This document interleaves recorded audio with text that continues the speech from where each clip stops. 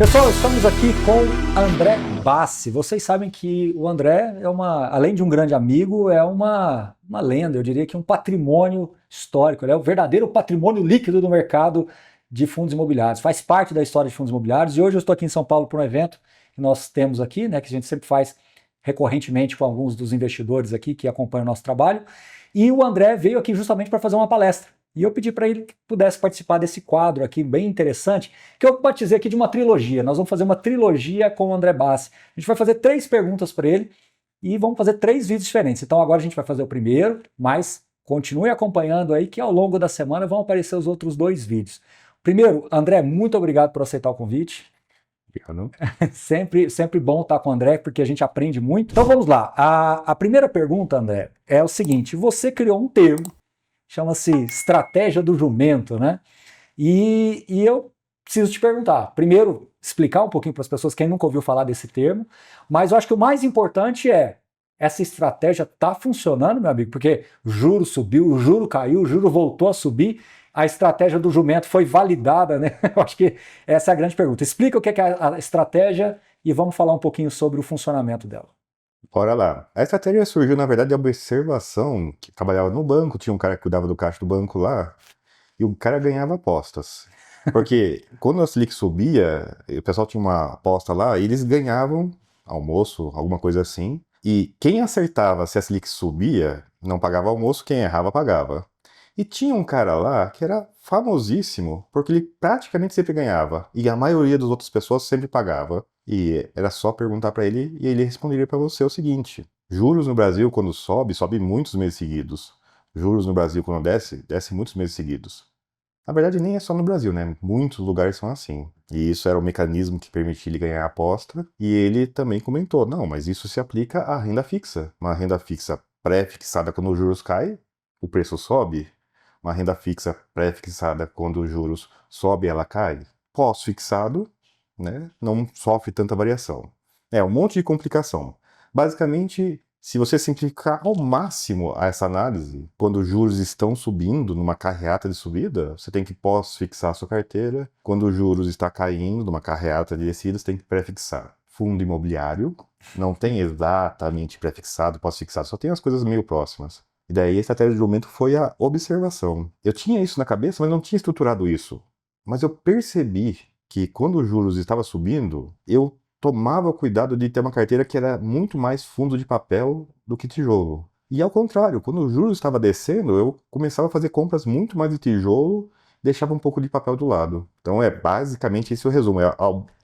É a observação do que eu faço, embora eu faça uma análise 1 a 1, nem tanto macroeconômica, eu realmente faço. Inclusive, está acontecendo agora. Juros subindo, minha carteira já estava um pouco papelada, mas nossa senhora, é impressionante como uma regra tão simplista, né, para não dizer outra coisa, realmente reflete o que eu faço nos meus patrimônios, no meu investimento. Juros estão subindo e eu estou comprando fundo de papel, basicamente. Não só fundo imobiliário, tem uns fundos de infra também. O triste, e tem um aspecto triste, que são pernadas longas, né? Eu falei várias vezes pernada longa, mas a última foi curta, né? É isso, é. Ela caiu pouco tempo. Ela caiu há pouco tempo, parou e logo começou a subir, né? Mesmo assim, cara, funcionou, porque continuou refletindo o que estava fazendo. Eu estava pré-fixando um pouco mais a carteira quando o juros estava caindo, mesmo a pernada curta, e quando o juros subiu, né, até comentei, né, eu brinquei em um dos grupos lá, nossa, esse vai ser o ano do infra, né? No dia que o Copom falou, juros para cima, eu falei, né, no meio da minha pré-fixação, vou comprar infra. O pessoal até perguntou qual infra. Qual eu não sei. Eu só sei que eu vou comprar. E meio que aconteceu, o fundo de papel que eu estou comprando, tanto imobiliário quanto de infra. Bom, e você tem algumas preocupações de exposição? Quanto máximo, por exemplo, você expõe a fundo de papel? Ou você não teria nenhum critério, nenhuma trava, né? No máximo até 70, 60% do meu patrimônio, alguma coisa nessa linha? Ou você não tem essa preocupação? Eu particularmente não tenho, Sim. mas no geral, para quem pergunta isso, eu digo, olha, Meio a meio é um número que funciona bem, inclusive se você faz testes para trás, funciona Sim. muito bem, você simplesmente ter meio a meio, você nunca tem que vender nada, você só aporta no que está para trás. E para quem gosta que a carteira realmente balance, 2/3. Nunca tenha menos que 1/3 de tijolo, nunca tenha menos que 1/3 de papel, né? Você pode a 2/3 tijolo, 2/3 de papel, incluindo FOF nesse caso, embora eu mesmo não gosto muito de fundo. Então, sim, para quem está preocupado com isso, meio a meio funciona bem, ou até 1/3 para cá, 1/3 para lá funciona bem, mas eu mesmo não tenho esse tipo de preocupação. Teve uma dessas pernadas de Selic que foi tão longa, tão longa, tão longa, que eu praticamente deixei de ter tijolo, de tanto que eu só comprava papel. Uhum. Inclusive deslocava alguns tijolos para papel nessa longa pernada. E a questão de exposição dentro da classe de fundos de papéis? Você inexoravelmente acaba tendo mais IPCA, mas também você está olhando para fundos CDI+. Sim, sim. Uhum. Inclusive Fiagro, né, que depois dessa regulação da CVM virou uma confusão, talvez a gente até converse com isso depois. Imagina, né, nós estamos com uma inflação que está para subir, mas não subiu de fato. Uhum. Então, é a pior situação possível para fundo IPCA. Os fundos CDI estão pagando um alto retorno, porque o CDI está alto, Uhum. e os fundos IPCA não estão dando um alto retorno nominal, porque o IPCA está relativamente baixo. Não por acaso eles desmoronaram. Sim. Percebe? Os fundos CDI competem com os fundos IPCA, literalmente. Sim. E, de novo, isso nem era planejado quando eu imaginei a regra lá. Isso que permite realmente comprar. Porque daí eu estou comprando as taxas e não os dividendos. É por aí a dúvida? Sim, exatamente. Eu acredito que o mercado ele oferece as opções também. Então você consegue dentro da sua alocação ir direcionando, né? Né, até tem uma frase, né, que a simplicidade é o mais alto grau da sofisticação, né? Então a estratégia do jumento é simples, mas sofisticada ao mesmo tempo. Mas ainda quero explorar um pouquinho mais. Risco de crédito, a partir do momento que você começa a ficar muito direcional, principalmente em fundos de papéis como está agora, as pessoas começam a ficar também um pouquinho mais preocupadas com o risco de crédito. Como é que você equaciona isso dentro da sua... tendo mais fundos ou ficando mais próximo daqueles que são evidentemente mais seguros? Como é que o André divide isso internamente? Eu divido da seguinte maneira. Na verdade, e que eu olho para os meus coleguinhas que investem em debênture, põe 5% num devedor só, às vezes 10%. Eu não dormiria à noite, cara. De verdade. Pode ser o melhor devedor que seja. Eu não dormiria à noite. Não funciona para mim. Uhum. Então, sim, eu gosto de fundos que tenham enorme diversificação interna. E isso é fácil de justificar. Os fundos que mais despencaram e que não tem tanta chance de voltar estavam concentrados em devedores, tinha 5 devedores, ou menos até. Enquanto que fundos com 15 mais devedores pode ter caído, mas eu não me importo, porque eu sei que é um ou dois devedores que vão falhar, os outros vão funcionar. Como o mercado todo cai meio de maneira homogênea, e aqueles fundos que dão problema sem chance de voltar, puxam os fundos que não deram tanto problema e têm chance de voltar, então só de escolher fundos com grande diversificação interna, com uma grande gama de devedores, isso me faz dormir de noite. 2, isso matematicamente diz que ele vai provavelmente voltar. E 3, daí não é matemática, é histórico. Eu não sei se pode ser taxado assim, mas você vê que tem gestor preguiçoso, ele vai ter 5, 6, 7 devedores. Enquanto que o fundo que tem 15, 20, 30 tem fundo com 40 devedores diferentes, espalhados, setores mais ou menos espalhados, né? Não é tão diversificado assim o crédito imobiliário, afinal de contas, ele é imobiliário. Não só permite dormir à noite, mas você puxa pelo histórico, os gestores com grande diversificação, contrário à intuição, eles têm menos problemas que os fundos concentrados. E é fácil lembrar, né? Um fundo concentrado, ele faz um buraco no seu patrimônio e às vezes não volta. Então, o risco concretizado é gigantesco no fundo com poucos devedores. Uhum. E não é inexistente, mas ele sai na urina, né? Ele é quase invisível nos fundos que têm dezenas de devedores. Eu controlo o risco assim, cara. Eu não vou dizer que não olho, mas na carteira normal, naquele grosso onde está o dinheiro da patrimônio mesmo, é só fundo normal.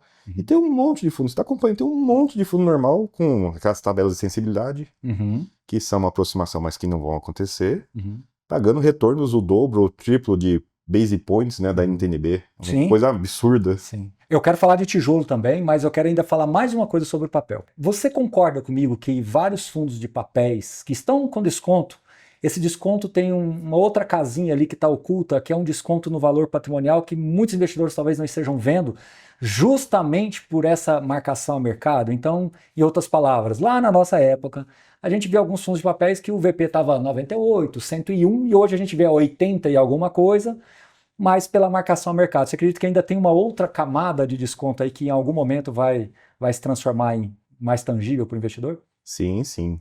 Que o VP cai quando dá problema e o VP cai por marcação ao mercado. Sim. Então, sim, essa também é aquela história se eu confiar, não confiar no VP, olhar no VP ou não, você já sabe a minha opinião. Papel cai matematicamente e é marcado matematicamente para baixo quando o juro sobe. Uhum. Então, sim, tem um desconto Sim. por pura marca. Embora isso talvez seja mais visível em Fiagro do que em FII de papel, mas tem também bastante em FII de papel. E, surpreendentemente, tijolo acontece isso.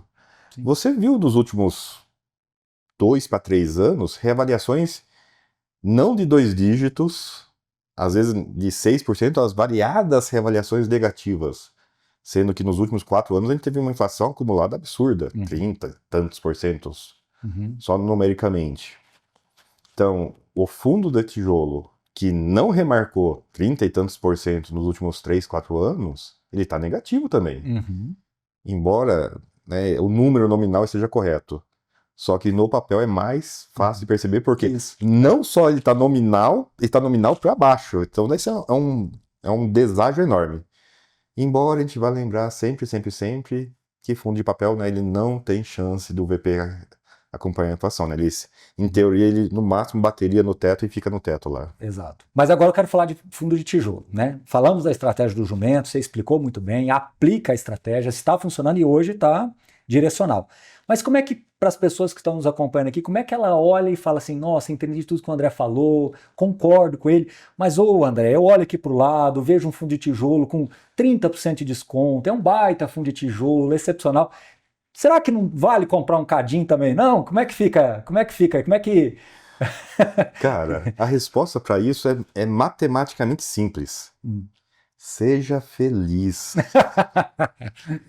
De novo, a estratégia do jumento é uma descrição simplificada do que eu faço. Sim. Mas o que eu faço, É o que você faz.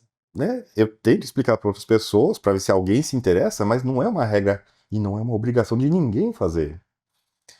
Eu faço, na verdade, análises 1 para 1. Eu olho todos, quase todos, hoje em dia não olho todos não. Eu olho bastante fundos e decido comprar por comparação de pares. Essa é a regra que eu uso.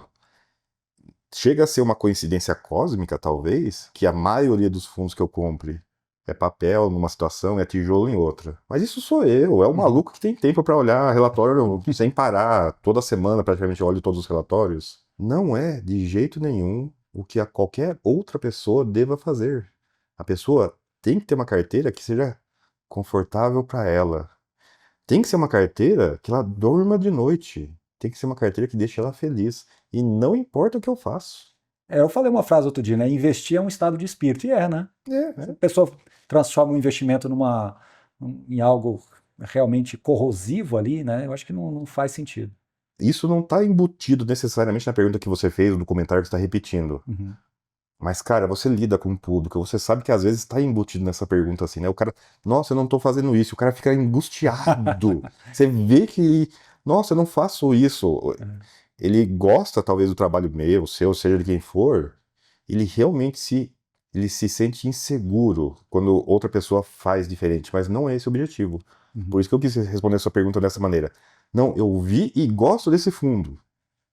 Vai, não tenha preocupação. É isso aí. Turma, primeiro vídeo da nossa série aqui, da nossa trilogia. Espero que vocês tenham gostado. Tenho certeza que vocês gostaram. Compartilhe com os amigos, deixe aqui o seu comentário. E aí, você também faz a estratégia do jumento, você também cria Aliás, eu vou fazer até diferente. Você também tem a sua estratégia. Eu acho que isso é o mais importante. Você ter premissas, o André está até concordando aqui comigo, você ter premissas para escolher seus fundos e você ter uma estratégia. O André, aqui de uma maneira bastante, eu diria assim, lúdica, trouxe como a estratégia do jumento, uma estratégia simples. E você tem a sua própria estratégia? Então esse eu acho que é o principal ponto. O André trouxe de um jeito muito, eu diria assim, rico, para mostrar para todo mundo que cada um tem que ter o seu tempo, cada um tem suas escolhas, cada um... Parece óbvio falar isso, mas por que as pessoas esquecem? Justamente porque não tem a sua tese, não tem a sua estratégia, não tem as suas próprias premissas e ficam muito inseguros, ficam muito vulneráveis, né, André? Eu acho que a ideia aqui é realmente você construir um conhecimento para que você possa investir com tranquilidade, tá bom? Então fiquem comigo que daqui a pouco a gente volta para o vídeo número 2 da nossa trilogia aqui. Valeu, turma, um abraço. Obrigado, André. Obrigado, Barone.